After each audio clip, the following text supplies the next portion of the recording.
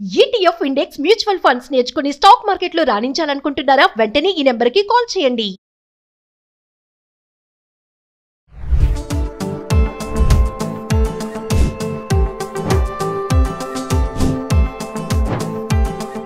Hi hello నమస్తే welcome back to Suman TV. ప్రస్తుతం మనతో పాటు ఉన్నారు పబ్లిక్ స్పీకర్ రజనీ రమ్మ గారు.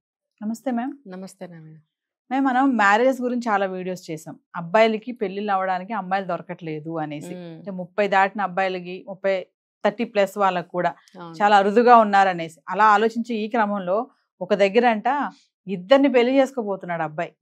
ఇద్దరు అమ్మాయిలు ఒక అబ్బాయి. అన్ని ఫ్లెక్సీలు గిక్సీలు అసలు అంతా హంగామా రెడీ అయిపోయింది పెళ్లికి. ఎవరికో ఏదో న్యూస్ ఇన్ఫర్మేషన్ రావడంతో ఆ ఇద్దరు అమ్మాయిలు మైనర్స్ అని తెలిసి అక్కడ పెళ్లి పెటాకులు అయిపోయింది. అంటే ఎలా అసలు ఇద్దరు అమ్మాయిలు ఎలా ఒక అబ్బాయిని లవ్ చేస్తున్నారు? ఇంకో దగ్గర చూసుకుంటే ఇలాగే సేమ్ మళ్ళీ ఇద్దరు అమ్మాయిలు అతన్నే ప్రేమించారు, పెళ్లి కూడా జరిగింది. అక్కడ ఇద్దరు మేజర్లు కాబట్టి ముగ్గురు, అది ఓకే సాఫీగా జరిగింది. ఆడపిల్లలు కూడా అసలు ఎట్లా ఇద్దరు కలిసి ఒక అబ్బాయిని పెళ్లి చేసుకోవడం, ఒక పక్కనేమో అబ్బాయికి అమ్మాయిలు దొరకట్లేదు పెళ్లి చేసుకోవడానికి కదా. ఇది నవ్వాలో ఏడవాలో అర్థం కాని స్థితి. అతను ఎవరో కంప్లైంట్ ఇచ్చి మంచి పని చేశాడు. ఇద్దరు మైనర్లను తీసుకెళ్లి పెళ్లి చేసుకోవడం ఏంటి చెప్పండి. అంటే ఈ వయసులో పిల్లలు అట్రాక్ట్ అవుతున్నారు అన్నిటికీ కూడా. మేజర్లు అయినంత మాత్రాన అదేమంత పెద్ద వయసు కిందకి రాదండి అది. ఒకవేళ 25 ఏళ్ళు ఉన్నా సరే మెచ్యూరిటీ లెవెల్స్ ఎవరికి ఉంటున్నాయి. ఇప్పుడు బీటెక్లు చదివేస్తున్నారు, జాబులు చేస్తున్నారు, ఎంతో కొంత శాలరీ తీసుకుంటున్నారు, ఇష్టం వచ్చినట్టు డ్రెస్సింగ్ పబ్బులు అవి ఇవి చూసుకుంటున్నారు. కానీ మైండ్ ఎక్కడ మెచ్యూరిటీగా ఉంటుంది వీళ్ళకి? ఉండటం లేదు.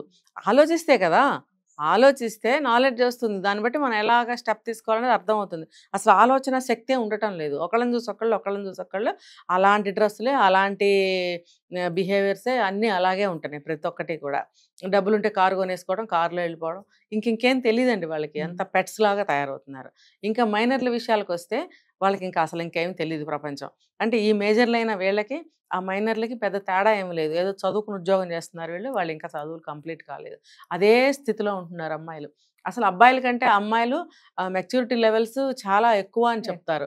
వాళ్ళకంటే వీళ్ళు ఒక 5 years ముందు ఆలోచించగలిగే ఆలోచన శక్తి అమ్మాయిలకి భగవంతుడు ఇచ్చాడు.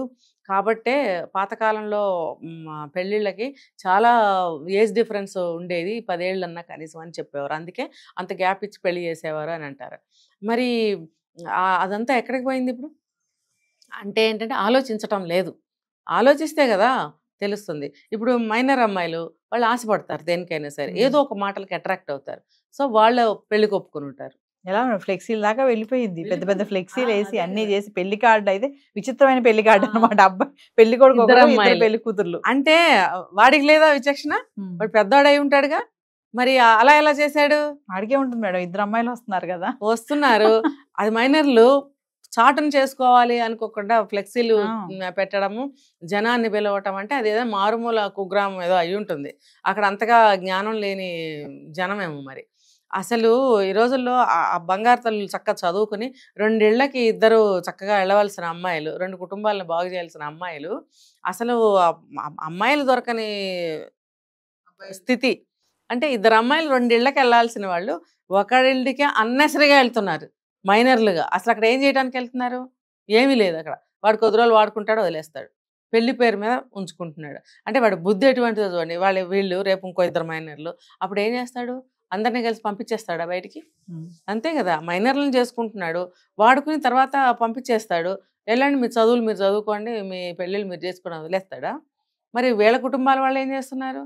ఇదేనండి కొన్ని నార్త్ సైడు విలేజెస్లో ఇలాంటివి చాలానే జరుగుతున్నాయి. మొన్న కూడా ఒక 60 years పెద్ద ఆమెని 18 ఏళ్ల కుర్రాడు పెళ్లి చేసుకున్నాడు. చూసారా మరి? అదే ఇంకా డబ్బు కోసం, డబ్బు చేయలేకో స్తోమత లేకో ఏదో. అంటే ఇద్దరు ఆడపిల్లలకి పెళ్లిళ్ళు చేయలేక ఒకరికి చేస్తే అయిపోద్ది అంటే వాళ్ళు ఫ్లెక్సీలు అక్కడ దాకా వెళ్ళారంటే అది ప్రేమ కూడా ఉండొచ్చు. అందులో ఏం ప్రేమ అండి? ఇద్దరు అమ్మాయిలు ఎలా మీరు అన్నట్టు వీళ్ళు డబ్బు ఆశ కూడా చూపిస్తారు. వీళ్ళు చూపించినప్పుడు మేమెక్కడ పెళ్లి చేయగలంలే, ఇలా ఇచ్చేస్తే బాగుంటుంది, వాళ్ళే ఎదురు డబ్బులు ఇస్తారు ఇలాంటి వాళ్ళకి. ఇచ్చినప్పుడు వీళ్ళ అమ్మాయిని వాళ్ళు అమ్ముకున్నట్టే, ఒప్పుకుంటారు. ఇప్పుడు కొన్ని ప్రాంతాల్లో పెళ్లిళ్ళు ఎదురు డబ్బులు ఇచ్చి చేసుకుని ఇంకా ఉన్నారు. ఎక్కడో కొన్ని ప్లేసుల్లో, మనం ఆ ప్లేసులు కూడా చెప్పుకోవద్దు, అలాంటి ప్లేసుల్లో వాళ్ళు 13, 12, 14 ఏళ్లకే ఇచ్చి చేసేస్తున్నారు. అంటే ఇక్కడ మైనర్స్ కాబట్టి అది తెలుసుకుని అక్కడ ఆపేశారు మేడం. మరి ఇంకొక దగ్గర మేజర్స్ ను చేసుకున్నారు కదా, ఇద్దరు కలిసి వాడిని ప్రేమించారంట. మేజర్ అయ్యారనే కారణంతో ఇష్టపూర్వకంగా చేసుకున్నారని చెప్తున్నారు. కానీ వాళ్ళ మెంటల్ మెచ్యూరిటీ కూడా అంతేం ఉండదు, వాళ్ళకి ఉండదు. అట్రాక్షన్స్ తర్వాత ఒకవేళ వాళ్ళ మధ్య స్నేహబంధం ఉందేమో, ఇద్దరం కలిసి ఉందాం అని అనుకుని చేసుకున్నారా? బుద్ధి తక్కువ నిర్ణయాలు, బుద్ధి తక్కువ ఆలోచనలు. అసలు ఆలోచన అనేదే కరెక్ట్ కాదు. వీళ్ళు ఏ భావనలతో పెళ్లి చేసుకుంటున్నారు, ఆ చేసుకునేవాడు ఎందుకు చేసుకుంటున్నాడు? వాడికే బాగా పూలరంగంలాగా పండగ చేసుకుంటాడు. మరి దేశం పరిస్థితి ఏంటండి? ఇప్పుడు రెండిళ్ళకి వెళ్ళి 2 కుటుంబాలను బాగు చేయాల్సిన ఇద్దరు అమ్మాయిలు పనికిమాలిన వాడి దగ్గరికి వెళ్ళి మేము ఏం చేస్తున్నాం అనే ఆలోచన, విచక్షణ అమ్మాయిలు కోల్పోతున్నారు.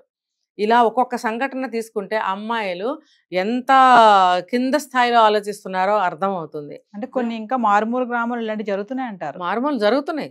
చిన్న వయసులోనే పెళ్లిళ్ళు ఎదురు డబ్బిచ్చి తీసుకెళ్లి చేసుకుంటున్న గ్రామాలు ఉన్నాయి. ఇంకా నార్త్ సైడ్ కుగ్రామాల్లో చూస్తే ఆ ఊళ్ళల్లో చదువులు కూడా ఉండవు. ఇంకా అలాంటి ప్లేసుల్లో కొన్ని జరుగుతున్నాయి. మరి ఇప్పుడు అమ్మాయిలు మేము సమానము, మేము ఎందులో తక్కువ అని మాట్లాడుతున్నప్పుడు ఇలాంటి చోట్ల ఏమవుతుంది? వాళ్ళ ఆలోచన, వాళ్ళ అభిప్రాయాలు ఏమవుతున్నాయి? మరి ఆలోచించగలగాలి కదా. ఎక్కడైనా ఆ మేజర్ అయిన అమ్మాయిలకి భావాలు ఇలాగే ఉంటున్నప్పుడు మరి ఎందుకు ఆలోచించట్లేదు? ఈ వీడియోకి కొంతమంది కామెంట్స్ పెట్టారు మేడం, రే బాబు మాకు అసలు అమ్మాయి దొరకట్లేదు, పెళ్లి చేసుకుందాం అంటే 40 వచ్చాయి, నీకు ఎలా రా, ఇద్దరు ఎలా చేసుకున్నావు నువ్వు అనేది కామెంట్స్ పెడుతున్నారు. అంటే దీన్ని బాధగా చూడాలా, ఫన్నీగా చూడాలో అర్థం కావట్లేదు. నిజమే, బాధే. ఇది నిజంగా బాధే, ఫన్నీ కూడా కాదు, బాధే. ఇప్పుడు అది ఏ ప్రాంతంలో జరిగిందనేది మనకు తెలియదు. మన ప్రాంతంలో అయితే మీరు అన్నట్టు అమ్మాయిలే దొరకటం లేదు, మరి అక్కడ అమ్మాయి విలువ తెలియటం లేదు. ఇది చాలా దుస్థితి అన్నమాట. అది అమ్మాయిలు ఆలోచించాలి. మేము సమానం అంటే ఎక్కడ మీరు సమానంగా ఉన్నారు? అది ఆలోచించుకోండి అసలు ఫస్ట్. మేము ఎక్కడ ఉండాల్సిన వాళ్ళం, మేము ఎలా ఉండాల్సిన వాళ్ళము, మాకు చదువులేంటి, సంధ్యలేంటి, మాకు రాబోయే భర్తలేంటి, మా ఫ్యూచర్ ఏంటి అని సరిగ్గా ఆలోచించుకున్నట్టయితే ఇలాంటి దరిద్ర పనులు జరగవు. అమ్మాయిల ఆలోచనలోనే ఉంది ఇదంతా కూడా. అంతేగాని నేను మగవాడి కన్నా ఎక్కువ, నా ఎందులో తక్కువ అని అనటం కాదు. ఆ ఎక్కువ తక్కువ మీరు అనుకుంటున్నప్పుడు మీ జీవితాలని సరిగ్గా నిర్ణయించుకో, సరిగ్గా సెటిల్ చేసుకోవాలి. చక్కగా చదువుకోండి, విజ్ఞతతో ఆలోచించుకోండి, మంచి అబ్బాయిని చేసుకోండి, అతన్ని కూడా గౌరవించడం నేర్చుకోండి. మీకు అదే గౌరవం దక్కుతుంది, మీ కుటుంబాలు నిలబడతాయి. అది సమానత్వం అంటే. Thank you.